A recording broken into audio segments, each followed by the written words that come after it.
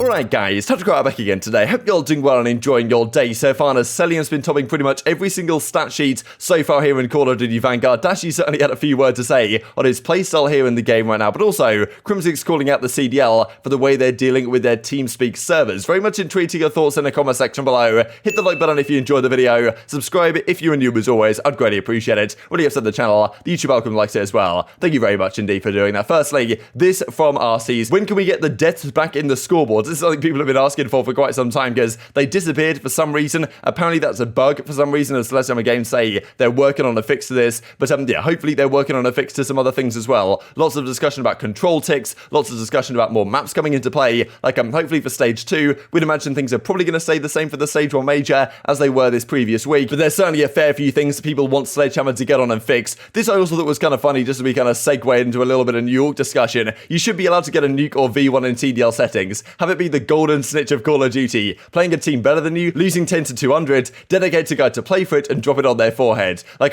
this would be incredible, right? Imagine that was the case, that nukes were kind of allowed in official CDL settings. To be honest, I'm not really sure why they're not, in a sense. Like, if you actually did get a 25 kill streak in CDL settings, I don't know why they're not, to be honest. Like, at the end of the day, if you get a 25 streak or whatever in a competitive game, like, you deserve to be able to drop a nuke on the other team. I feel like that seems relatively reasonable. It would be something interesting, though, because if you do get to, like, a 10 or 12 streak, all of a sudden you are thinking, okay, hang on a second here. Do we just completely not play the objective at all and just play for me to get solely kills for the rest of the game, try and get to 25 and call in the nuke? It would add another element of interest, to be honest, to the game. That when someone gets to a 15 streak, it's like, okay, all of a sudden, hang on a second, because, you know, we've seen already some 12, 13 streaks, something in that ballpark. Like, if you get to a streak like that, it's possible you could do it again and get up further, especially if your teammates are baiting for you and everything. You just completely ignore the hard point for the rest of the game and say, okay, we're already down by a fair few points. Let's just go straight up for the nuke here. We're on Barrage. We're never going to make the comeback in this game because we're down by 50 points. So, yeah, let's just go for the nuke or something. I don't know. It'd be pretty cool. Not something I imagine we're going to see anytime soon, though. These also the stats, just to mention real quick, because in fairness to Clayster, so far this game he's struggled quite a lot. Yesterday it was actually Clayster who was dominating the series, at least on the New York front. Like, yeah, aBeZy and Cellium doing their thing on the FaZe side. But yeah, 88 and 84 for Clayster. Most damage on the team, almost the most damage in the lobby, just behind Cellium and Simp actually as well. But interestingly enough, here was actually Hydra relatively underperforming in yesterday's series. But yeah, it's always pretty difficult to play against FaZe. Pretty bad performance out of the team and myself, especially the last few games. Just got to keep putting one foot in front of the other. Hope we can get through this slump, says Clayster. So guess 1 in 4 right now, New York going into the major. They're going to start in the lower brackets. It's not going to be easy for them. If they get botted in the first part of the lower brackets, then already questions are being raised about whether this team is the long-term future, because again, they make the royalty change. Hasn't exactly reinvigorated crazy new life within the team, but of course they did get that one victory against Boston this past weekend, so I guess it could be worse for them.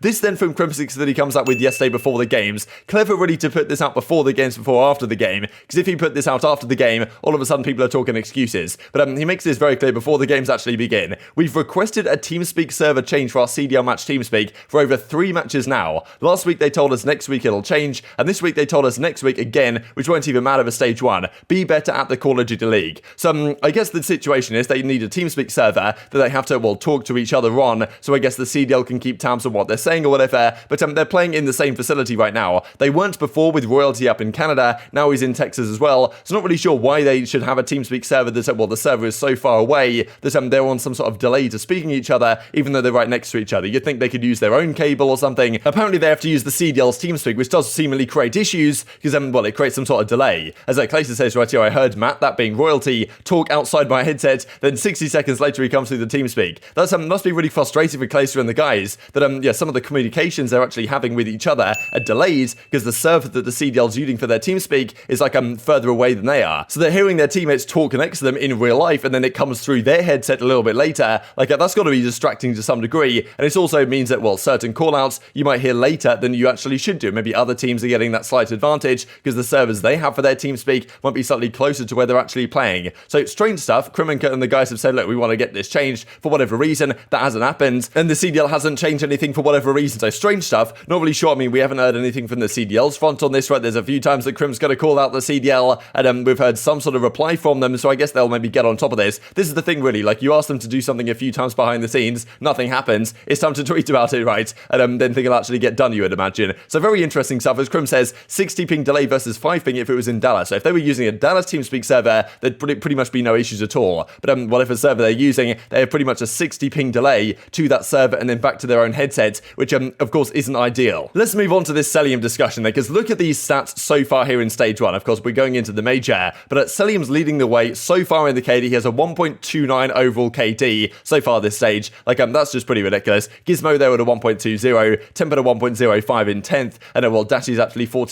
himself way back to positive as well after the tough couple of first series they had. Shots here at a 1.13. Speaking of shots here, if you look at Slayer rating, now this is calculated based on like your expected kills, I think, in the entirety of a series if it goes all the way to game 5 round 11, and well, Shotzi's leading the line at 95. That's pretty incredible. Of course, like, this does depend on how often your particular team actually plays Bacage. Like, that's generally a pretty big indication here. But yeah, still, Shotzi at 95, that's pretty absurd. Like, a lot of SMG players, as you might expect, are wakening up here as well, actually, at 90. Guess that makes sense, given nowadays he's pretty much an SMG player as well. But before we go on to look at the search and destroy stats, which are honestly just ridiculous from the Cellium front, we've got to talk about this guy as a player, because in this game so far, he's been a monster. Like, from the very first map they played here at the Kickoff Classic up against Seattle Surge, Cellium was just absolutely popping off on the main stage, and well, he's continued that so far in this game in all the game modes. Of course, look, we know that if there's something in the game that he can potentially abuse, like a potential like line of sight jump spot, maybe an aim assist bug, maybe something else in a similar fashion, maybe a very nice little head glitch as he perched up on yesterday in the New York Southerners match there on Tuscan, like, and well, Cellium's going to make the most of it. This game, it seems to suit him very well in that sense, and Dashy certainly had a few words to say about the way Cellium plays the game. A little bit of snaking that goes here back and forth. Yeah, I'm a kid of this life to sell.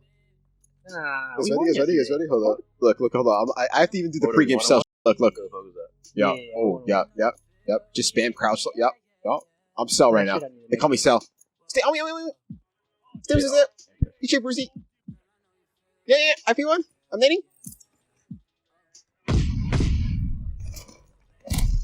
I'm down. Stay down. Got him? My control's gonna break if I keep doing that. I can't do that. So it seems like Cellium may well have found his new spot here this year, because of course this was kind of his spot last year behind this thing on Garrison. Like, he's not even on top of it in this particular top 5 highlight that I managed to find. But I mean, still, like, he's bouncing up and down. This is what he does. Usually he hops on top of the thing and takes an angle from there. But I mean, yeah, this is just the way Cellium plays the game. I know he is actually doing it right here. Yeah, here is his spot. He loves it. So I mean, yeah, just this is what Cellium's all about. This is how he plays the game. This game, it probably suits him even better than last year's game did, which does make you think this guy's probably an even scarier beast, especially with Simp and aBeZy getting back to form as well. And that's probably why, you know, Dashy was kind of saying the things he does. Dashy and Cellium came up together pretty much in the search and destroy scene. Yeah, I'm sure they get on relatively well outside of the game, but still, it is interesting to hear the general perspective of the way Cellium plays the game right now. And look at this, right? Search and destroy KD. Dashy isn't quite on there as if he had a pretty difficult time in the first 2 series they played, but Cellium so far this stage, in the 5 series they played, has a 2.68 KD in search. I think they must have played, what, 6 search and destroys now, because they went game 5 against Paris. Every other series they won more convincingly than that. But yeah, 2.68 in search. Simp has a 1.45 despite his relative underperformance. Like, Shotzi has a 1.28, but like almost like a 3 KD in search so far this game is just completely ridiculous. Like, I haven't really heard anyone talk about this all that much, but I mean, this stat is just insane. Over 6 games as well. Like, this is a stat that you might expect to see after maybe 2 maps, right, if he just dominates, but after 6 games, like, it's very impressive. So I mean, yeah, Cellium is out of control, like, and part of this, of course, is due to him finding these very niche little spots, right? Maybe a little bit of aim assist stuff helps here or there, but also just setting up on a nice head glitch and taking advantage of it, where yeah, Cellium's at his best. So this guy's really taking advantage of the game to the greatest of his abilities right now. Dashy, of course, understands that, but this is what Dux is on the matter. Cellium is the most underrated superstar in Call of Duty history. He needs to get a lot more credit as the hardest player to kill in the history of the game. In fairness, last year he was always kind of in that top 5 conversation. It was Simp and aBeZy, then like kind of a Cammy in the mix maybe, and then, well, Cellium was right there or thereabouts. This year, honestly, like, despite Simp and aBeZy really coming into form the last week or so, Cellium is clearly the #1 player in the game. There's no doubt about it. I think at the start of the game, people said, okay, maybe even Simp could be in that category. But over the last couple of weeks, you really do get to see the consistency of a guy like Cellium and, well, the FaZe team in general, right, doing what they do. It's just phenomenal performance all across the park. But, I mean, yeah, Cellium's obviously out of control. This also, just thought I'd find this actually, I thought it was kind of funny, really, from Dashy to Scump a couple of years ago now, when you guys might remember the Scump versus Cellium 1 versus 1 that he clutched, well, back in the Black Ops 4 days. days. Frequency Search and Destroy against FaZe. Maybe it was Anaheim. Not exactly sure what event it was. But yeah, since then, Scump's obviously been pretty good at Search and Destroy. But also, on the other side of things, Cellium seems to be a monster at Search and Destroy since that very moment as well. This also for Method, just to be kind of round out the video. Tough few matches and a tough few maps out of me personally today. We'll continue working to hit form at the major. Thanks for the support for the breach sides. But yeah, not going to be easy for these guys. They're the 8th seed now. That means they play FaZe winners round 1. Like, yeah, far from easy on the current form. Speaking of those matches, let's just finish out with this from Paddy P. He does his predictions for the entire run for the major. Definitely some hot takes in here, but well, this is his call. FaZe beating Boston, Texas beating Surge, Ravens beating Guerrillas, Thieves taking over Ultra, and he actually has Thieves going all the way through and winning the entire tournament. That's quite the run. He reckons they're going to beat FaZe 3-1 in the winners finals, then 3-2 in the grand finals after FaZe take down Optic in the losers finals, to leave Optic 3rd, FaZe 2nd, Ravens 4th, Ultra and Surge both top 6, Minnesota and Boston both top 8, and then Subliners, Guerrillas, Paris Legion and Mutineers all top 12. But yeah, quite the hot take. I guess we'll see how much of this translates into reality, but very much intrigued to your thoughts and all this stuff in the comment section below. Hope you guys enjoyed the video. If you did enjoy it, hit in a like button. Tell us your YouTube gods this is a good video. I just like you should see it as well. And I've grown the competitive Call of Duty community. Thank you watching as always. Take care. And I will see you next time. Could be barn, guys. Could be barn. Cammy, yo, too low, guys. Well, I got one more going front Z. Just contest. Nice. Yo. Nice. Baby. Yeah. Let's go, baby. In there. Good. Cons, baby. Yo. Optic, Texas, take it to Ultra there. Oh my god, he's so hurt. He's got 1 HP. But look at CleanX. Immediate reposition. He makes the read. Oh, here comes the Nice! Perfect. 5 in a row. Dear God, oh my god. Yo, punt inside. Shots, he's still alive. I got back time. I'm 1 HP. I'm 1 HP. Kevin, that. Where's that? Oh my! Goodness. Big win, baby. Texas. Come on, baby.